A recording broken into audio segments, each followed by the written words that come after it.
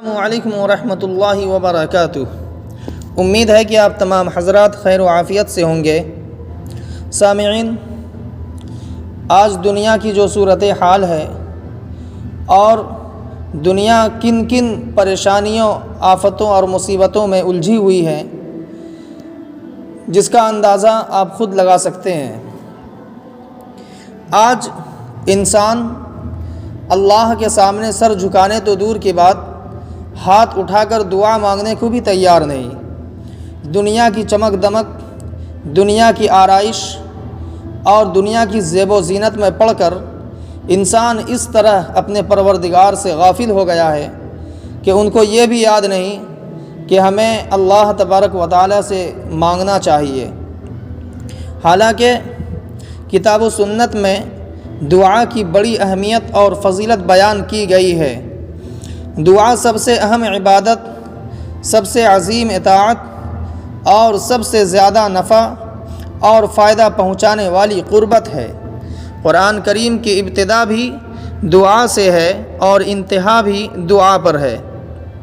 چنانچہ سورہ فاتحہ ایک مکمل اور جامع دعا پر مشتمل ہے، جس میں اللہ تعالیٰ سے سیدھے راستے کی طرف رہنمائی اور عبادت کے لیے مدد طلب کی گئی ہے۔ اور سورہ ناس میں انسانی اور جناتی خناس سے اللہ تعالیٰ کی پناہ چاہی گئی ہے، اور بلا شبہ دعا کے ذریعے ابتدا اور اختتام دعا کی عظمت شان کی دلیل ہے۔ اور دعا واقعی عبادت کی روح اور مغز ہے، اور وہ اپنے پروردگار کے سامنے انتہائی تذلل، انکساری، خشوع اور خضوع اور خود سپردگی اور محتاجی کی علامت ہے۔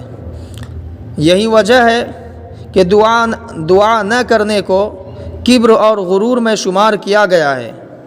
اللہ تعالیٰ کا ارشاد ہے، وَقَالَ رَبُّكُمُ ادْعُونِي أَسْتَجِبْ لَكُمْ إِنَّ الَّذِينَ يَسْتَكْبِرُونَ عَنْ عِبَادَتِي سَيَدْخُلُونَ جَهَنَّمَ دَاخِرِينَ۔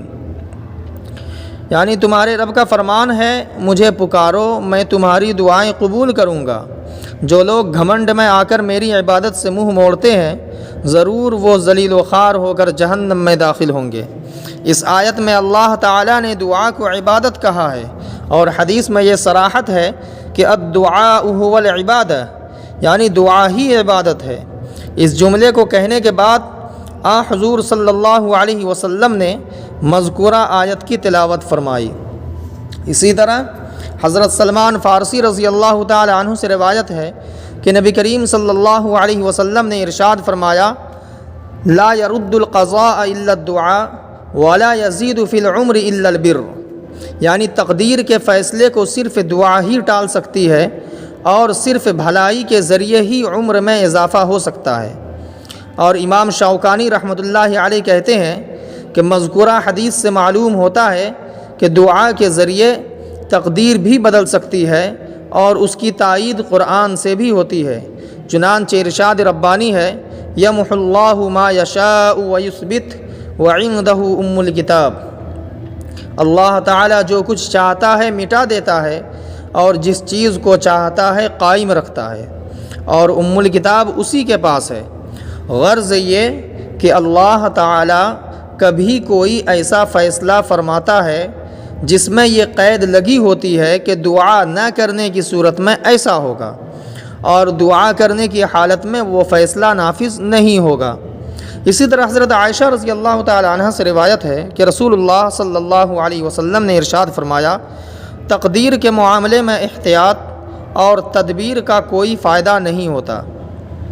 یعنی تقدیر کے معاملے میں احتیاط اور تدبیر کا کوئی فائدہ نہیں ہوتا ہے، البتہ دعا اس چیز میں بھی کارگر ہوتی ہے، یعنی دعا کے ذریعے تقدیر بھی بدل سکتی ہے جو پیش آ چکی ہے، اور اس چیز میں بھی جو ابھی پیش آنی ہے،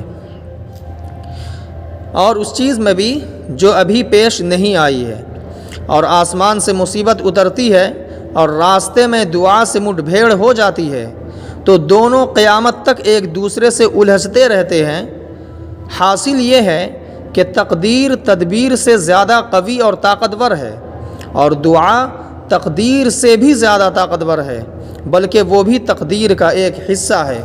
اسی لیے ہمیں چاہیے کہ ہم اللہ تبارک و تعالیٰ کی طرف رجوع کریں اور اللہ تبارک و تعالیٰ سے دعا مانگیں۔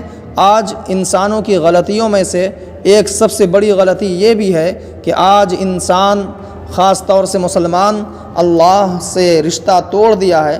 اب کوئی چیز بھی مانگنے کی ضرورت ہوتی ہے تو وہ دنیا والوں کے سامنے ہاتھ پھیلاتے ہیں، لیکن پروردگار کے سامنے ہاتھ نہیں پھیلاتے۔ اس لیے ہم لوگوں کو چاہیے کہ ہم لوگ اللہ تبارک و تعالیٰ کی طرف رجوع کر لیں اور اللہ سے دعا کریں کہ اللہ تبارک و تعالیٰ ہم سب کو کہنے اور سننے سے زیادہ عمل کرنے کی توفیق عطا فرمائے۔ آمین۔